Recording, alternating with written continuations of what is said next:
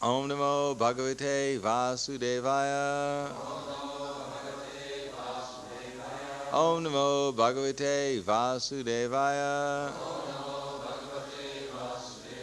Om Namo Bhagavate Vasudevaya.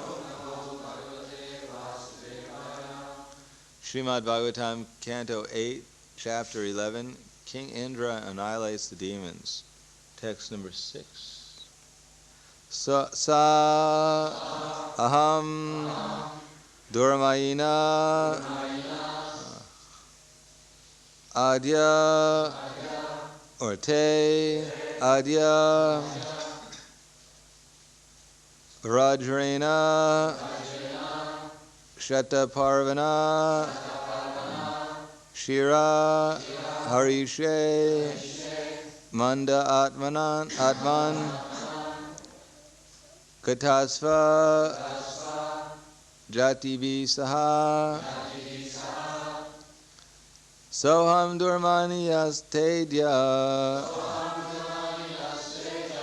vyadrena shataparvana shiro harisye mandatman katasva jati saha soham durmani astedya vyadrena shataparvana shiro harisye mandatma katasva jati saha.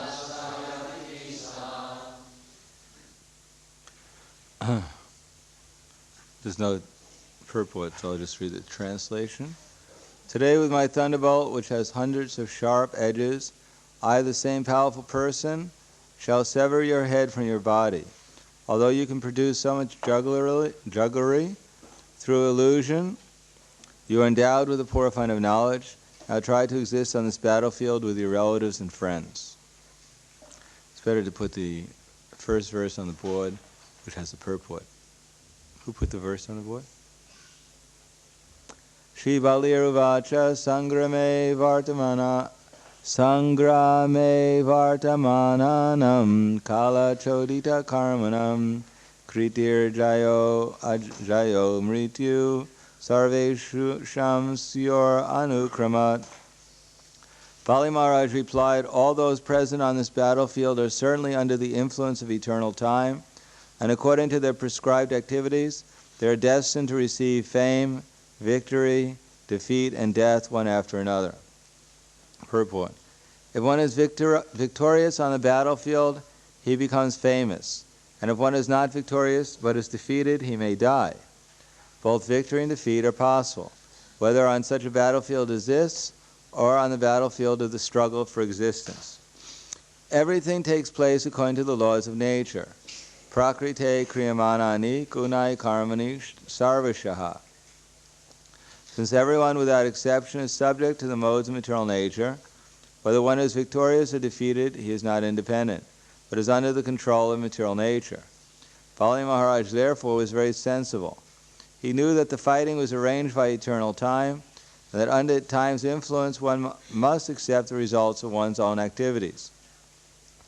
Therefore, although Indra threatened that he would now kill Bali Maharaj by releasing the thunderbolt, Bali Maharaj was not at all afraid. This is the spirit of a Kshatriya. Yude chapya palayanam. A Kshatriya must be tolerant in all circumstances, especially on the battlefield. Thus Bali Maharaj asserted that he was not at all afraid of death, although he is threatened by such a great personality as the King of Heaven. Namo Vishnu Padaya Krishna Prasthaya Bhutaya Srimate Bhaktivedanta Swami Namane Namaste Saraswatam Deve Gauravani Vijarne Nirvisesa Shunyavadi Paskatya De Satarne.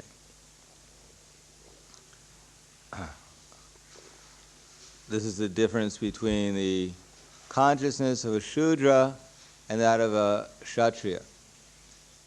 A Shudra means one who's lamenting in the mode of ignorance, thinking I am this body, and therefore lamenting over one's present or past situation. And a Vaishya means I am hankering, that now I don't have something to fulfill my sense desire. So therefore, let me try in the material world in some way to get what I don't have. But the Kshatriya, he knows, basically speaking, that I am not this body, that I am a spiritual being. Therefore, there's really nothing to hanker for nor to lament over, because I have nothing to do with this material world. My real activity is spiritual. Therefore, it is said here that the Kshatriya has certain qualities that neither the Vaishya nor the Shudra have, because one who knows that he's not this body, he becomes, for instance, fearless. And he can engage fearlessly in activities which put the body into some kind of detriment or even distress without unnecessary anxiety. And even higher than that is to understand that the body doesn't work independently. It works under the control of Daiva Netrena, that we all have a certain body, and according to our past activities, we have destined a certain amount of happiness and distress. Just like a Volkswagen is destined, it can only run at a certain speed, and it has a certain number of years that it'll last. One cannot hope against hope that maybe the Volkswagen will last 200 years. And it can run like a Jaguar. So if one thinks, well, somehow or another I got a Volkswagen, but I really wanted a Jaguar, let me try and make believe it's a Jaguar and try and run it at the same speed, one may become a little frustrated. Therefore, this idea that somehow or another I didn't get exactly the body I wanted, someone else has a body which is a little bit more powerful, has more money, and so let me try and imitate someone else's activities, and if I can't, then let me imagine, within my mind at least, that I have that particular material facility, and let me try to enjoy that facility mentally. And the result is that perhaps in one's future lifetime, on the basis of such a meditation, one will get such a body as one is meditating on. As I mentioned before, as one student in one class, when Prabhupada was giving a class, he said, Swamiji, he said, you were saying that in our future lifetime we might become a dog, but I'd like you to know that I'd like to become a dog. And Prabhupada said, you have my blessings. Therefore, if one sincerely wants a certain type of body, then Krishna is very merciful, and he provides that body in some future lifetime for the person. We find that people, for instance, who are associating with their pets, especially their dogs, that after some time the dog starts looking like the person, and the person starts looking like the dog. This is called preparation for one's future body. But within the body is the soul, and the soul is actually not doing anything in the material world. As Krishna says, Naiva kinchit karomiti yukta manyata tatvavit pashan srinvan sprishan jigran ashnanga chan swapan swasan pralapan vishijan grinan umishan numishanapi Indriyar teshu vartanta iti daryan. That a person who's in the divine consciousness, he knows that while he's engaged in pashan and seeing, shrinvan and hearing, or smelling, or eating, or even opening or closing his eyes, he always knows that only the material senses are engaged. He always knows within himself that he actually does nothing at all. Because while speaking, while evacuating, when opening and closing his eyes, he knows that only the material senses are engaged with their objects and that he is aloof from them. Although we have a connection with the body, the connection is not that we are the direct doers. As Prabhupada writes in the purport, Prakrite kriyamanani gunai karmani sarvashaha Ahankara vimudatma kartaham iti manyate. We are not the independent doers. It is not that I want to move my hand and therefore by my effort or my desire alone the hand is moved. Just like we may want to move the car and we may put the ignition or the key into the ignition and turn the ignition. So it's not that by simply putting the key into the ignition the wheels start turning. There's a whole mechanism that's involved before the wheels start turning. Although a foolish person may think that as soon as I put the key into there's a direct connection between the key and the wheel, although I don't see it. Similarly, the soul is completely aloof from the material nature because he has nothing to do with the material nature, although he thinks like that, especially because we're conscious of the body. We're aware of what happens to the body through our consciousness, but as far as the direct activity, we simply sit there and desire. Of course, what we desire depends upon our consciousness also. And our consciousness, as Krishna is saying, Naiva kinchit karomiti yukta manyata tatvavit.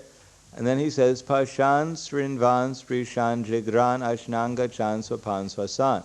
Because while we're engaged in the activities, for instance, of the knowledge acquiring senses, there are 5 knowledge acquiring senses, namely the sight, the hearing, the smelling, the tasting, the sense of touch.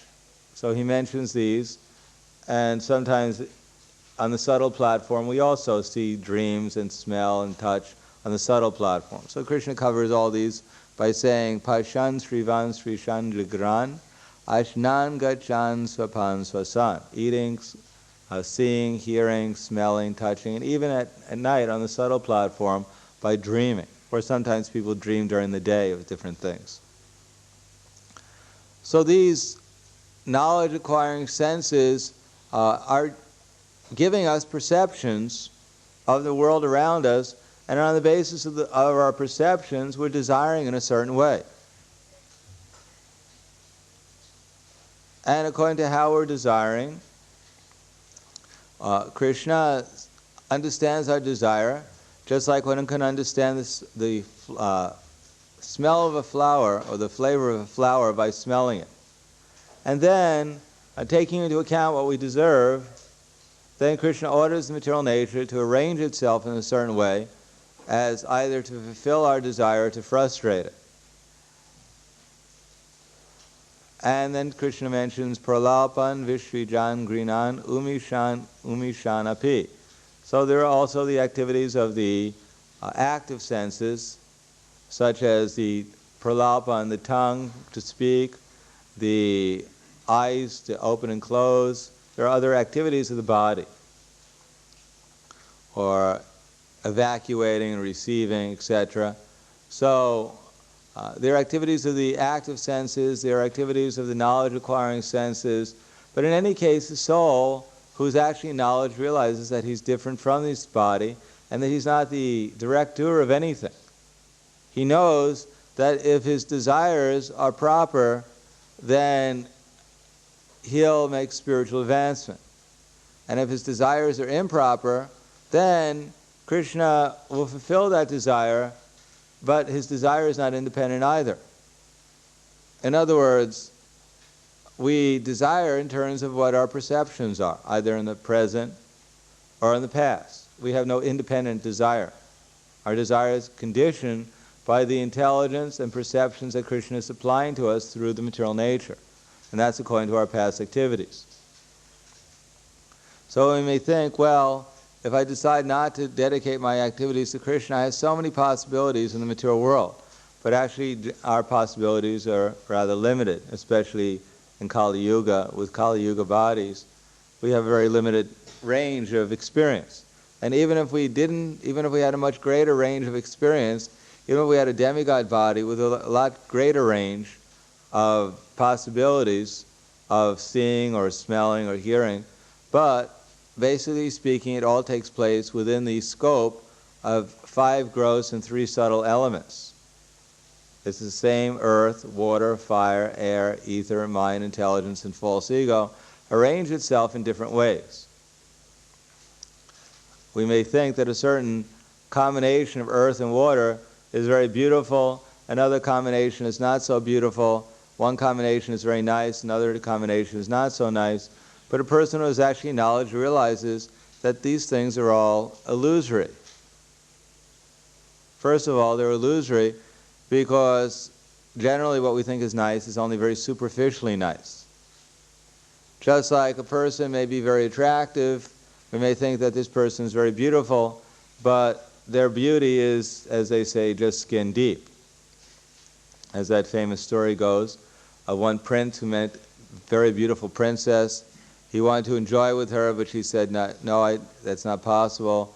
But if you want, if you're so anxious, then come back, and I can give you the ingredients of my beauty.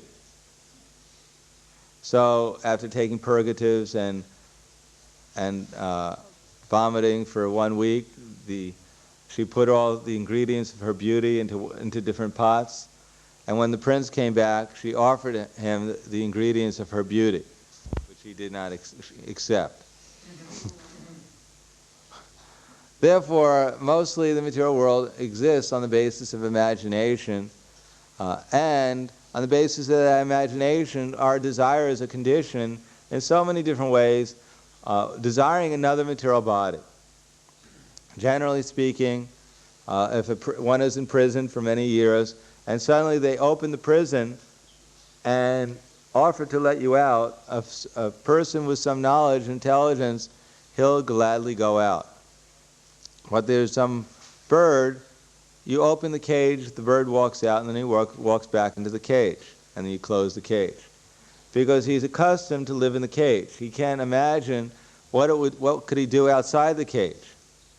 He feels secure inside the cage. So similarly the soul, because of his lack of experience of anything outside the cage of this material body, he is afraid to desire anything beyond this body.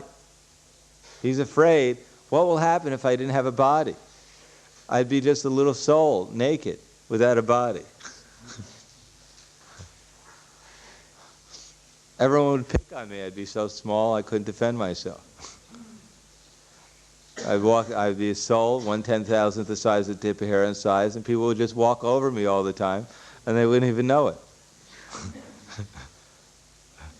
So we're afraid of reviving our original constitutional position. But one who's in knowledge, one who's actually knowledge, he has nothing actually to fear, because he knows whatever happens to my body has nothing to do with me. That whether I gain something extraordinary or I lose everything, as Bali Maharaj, he'll gain the universe, he'll lose the universe, he'll gain the universe, he'll lose it. But he's not disturbed because he knows that gaining things in dreams and losing things in dreams, there's no really loss or gain. Similarly, this present existence is a dream for the soul who, when he wakes up, realizes that there's nothing to lament over or to desire. This is called Brahma Bhuta Prasanatma. One who's in such a position, he actually becomes joyful. One who realizes himself as Brahman.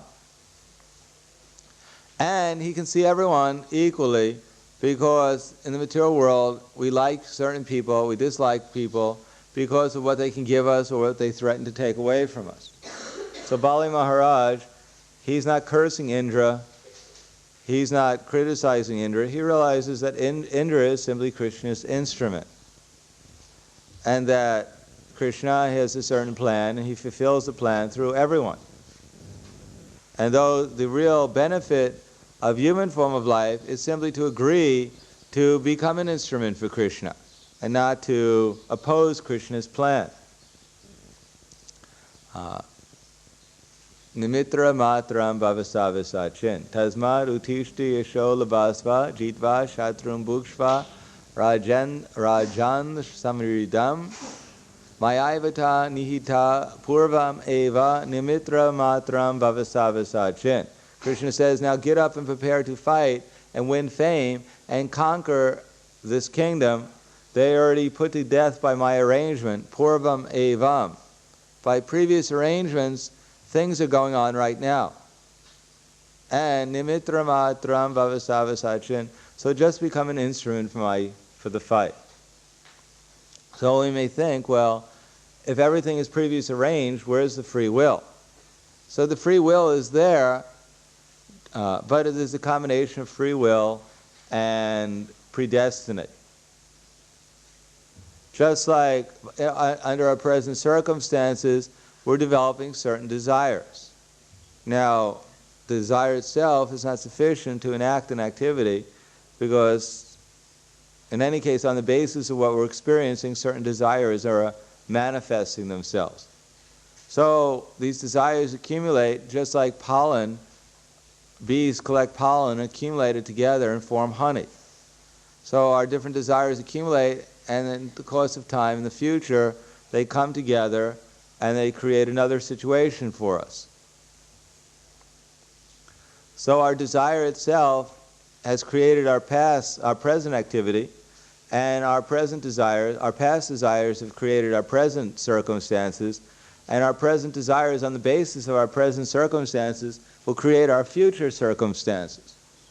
Therefore, the best thing to do is to change our desire rather than to change our circumstance. And the best desire to change it to is the desire to get out of the material world entirely and to go back to, or at least revive our original constitutional position of desiring to serve Krishna. Because any desire which is not on the basis of trying to serve Krishna must be on the basis of trying to serve the material energy or illusory energy, thinking that one will be happy.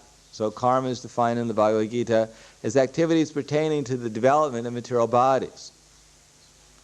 Therefore, instead of becoming infatuated with our present body or hoping for get some future one should instead turn his service attitude from the material energy and change it to Krishna. Because after all, it's simply a desire to serve.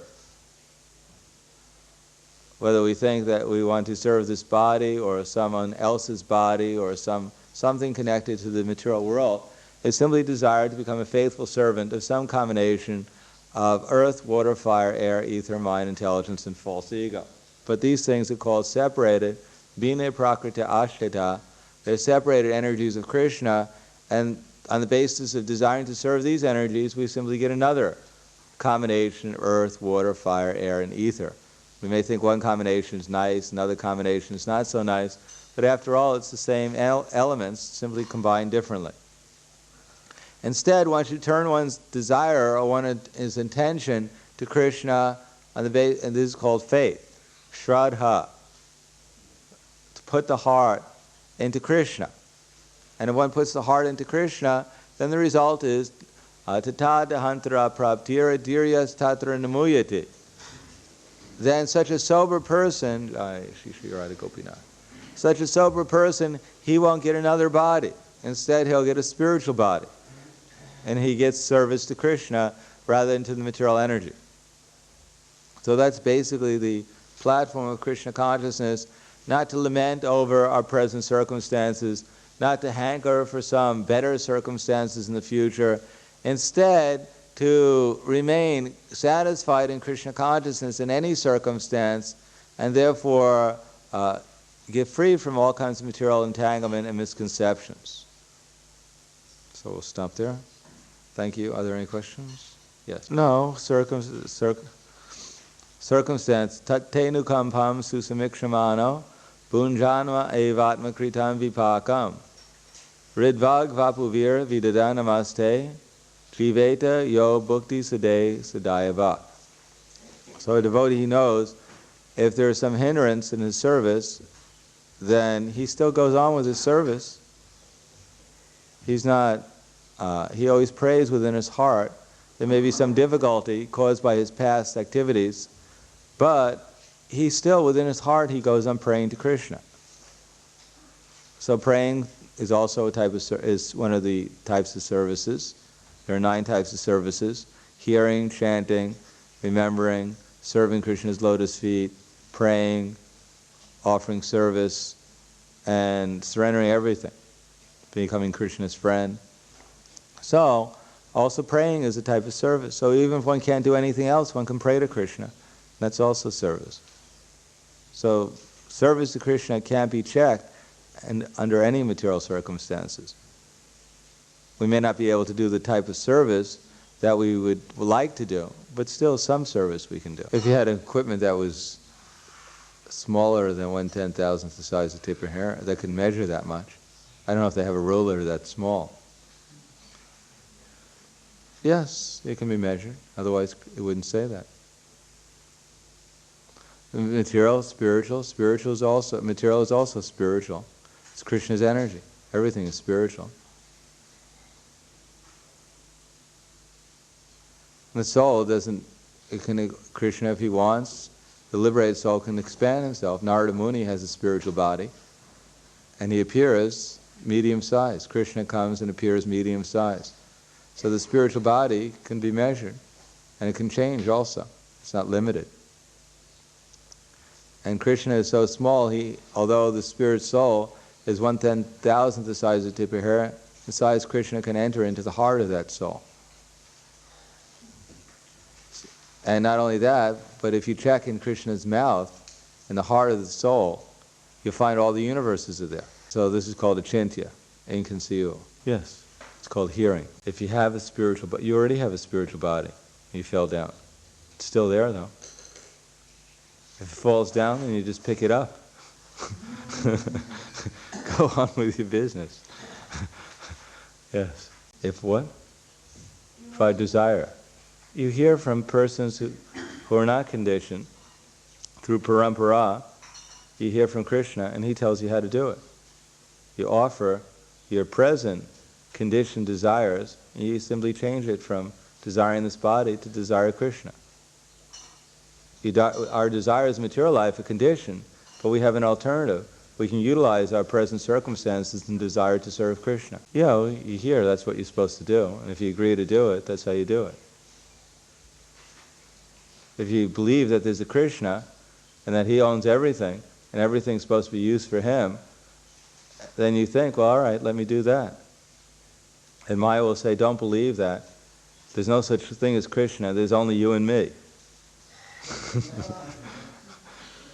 And you follow my directions and you'll be happy. So then we think, all right, there's only me and my body and my mind, and I'll serve my body and mind. I'll just think all the time what I can do for my body and mind. But therefore, such activities are called material activities. And if one thinks that there's a Krishna, then one has to take direction from Krishna and his representatives, and then they say, do this. It may be the same activity, but if we simply agree that let me do this for Krishna, then it's called spiritual. The more you think of something, the more you want to carry it out. Just like you may think, well, I'd like to make $1 million. So everyone thinks about that sometimes. But if all day and night you're thinking about, I got to make $1 million, then after a while you'll think, well, maybe I better do something about it, because they seem a little fixed on it. So then after a while, one thinks, all right, I'll go and do something. I'll read a book, or I'll go to school, or I'll learn how to crack safes or something, because I want to make $1 million. And if one thinks, I want to go back to Godhead, I want to get Krishna's darshan, or I want to go back to the spiritual world, then he'll do something about it. Thank you very much. Grantaraj Srimad Bhagavatam ki jai, Srila Prabhupada ki jai, Gaur Premanande.